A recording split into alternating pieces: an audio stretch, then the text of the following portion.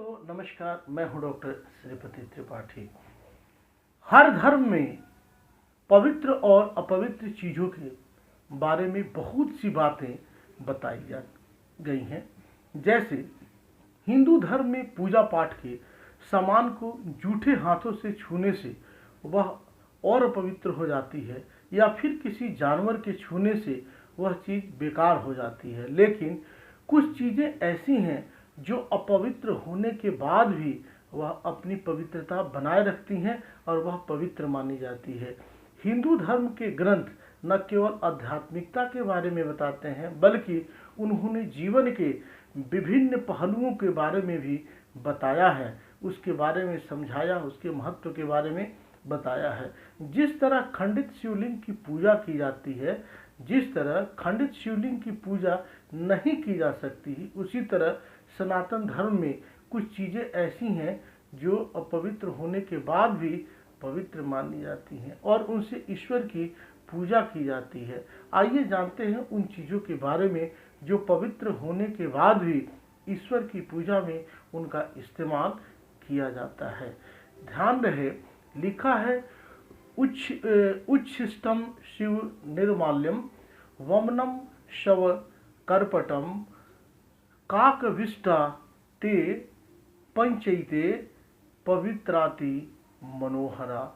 इसके बारे में बताया गया है कि श्लोक के अनुसार गाय का दूध सबसे पहले उसका बछड़ा पीकर उच्छिष्ट यानी जूठा करता है, लेकिन फिर भी वह अपवित्र नहीं माना जाता है। गाय के दूध को 5 अमृतों में से एक की संज्ञा दी गई है। इसी दूध से ईश्वर का अभिषेक होता है और दूध से बने घी से उनकी पूजा की जाती है। साथ ही दूध से बनी खीर का भोग भी लगाया जाता है। इसके पीछे वजह यह है कि गाय का बछड़ा को धर्म का स्वरूप माना गया है, इसलिए यह अपवित्र नहीं माना जाता है, इसकी पवित्रता बरकरार रहती है। गंगा जी का अवतरण स्वर्ग लोक से शिव जी की जटाओं में हुआ है और जटा मस्तक पर होती है। नियम के अनुसार शिव जी पर चढ़ाई गई हर चीज निर्माल्य है, अर्थात उसको ग्रहण नहीं कर सकते, लेकिन गंगाजल को फिर निर्मल और पवित्र माना गया है। दरअसल गंगा जी भगवान विष्णु के चरणों से निकली हैं, इसलिए निर्माल्य होने के बाद भी यह चरणामृत है। हरि के चरणों से निकलकर आने की वजह से शिव जी ने उनको अपने मस्तक पर स्थान दिया है, इसलिए गंगा को मोक्षदायिनी का दर्जा प्राप्त है, मोक्षदायिनी का स्थान प्राप्त है। श्लोक में आगे बताया गया है कि वमनम अर्थात जब मधुमक्खी अपने रस को छत्ते पर लेकर आती है और उसे मुख से बाहर निकालती है, शहद मधुमक्खी की लार से बनता है, तब भी यह अपवित्र नहीं माना जाता, क्योंकि मधुमक्खी परोपकार में जीवन व्यतीत करती है और अपना जो शहद है शरीर को देती है।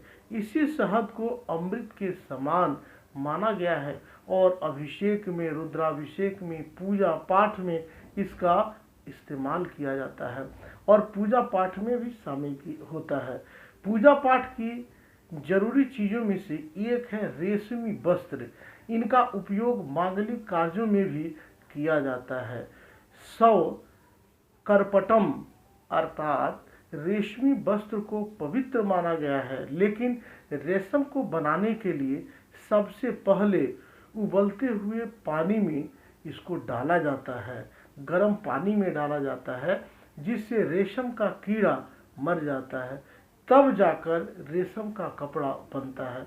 देखा जाए तो यह एक प्रकार से सौ से तैयार किया गया वस्त्र है, जिसका प्रयोग ईश्वर की पोशाक में किया जाता है, उनको धारण कराया जाता है। लेकिन जहाँ रेशम को अन्य शवों की तरह अपवित्र नहीं माना जाता, इसकी तुलना महर्षि दधीचि से की जाती है, जिनकी हड्डियों से इंद्र का वज्र तैयार हुआ था। श्लोक के अंत में बताया गया है कि काकविष्टा अर्थात कौआ पीपल आदि के पेड़ों को फलों को खाता है और अपने मन को इधर उधर छोड़ देता है, जिससे अन्य पेड़ों की उत्पत्ति होती है। पीपल भी उनमें से एक है, अर्थात पीपल कौआ के मल से निकले बीज से पैदा होता है। इसके बाद भी उसे पवित्र माना जाता है। पीपल पर देवताओं और पितरों का स्थान बताया गया है, उसमें ब्रह्मा विष्णु और महेश का वास है। यह काफ़ी पवित्र माना जाता है। तो आप सब यूँ ही बने रहें, मिलते हैं अगले वीडियोज़ में।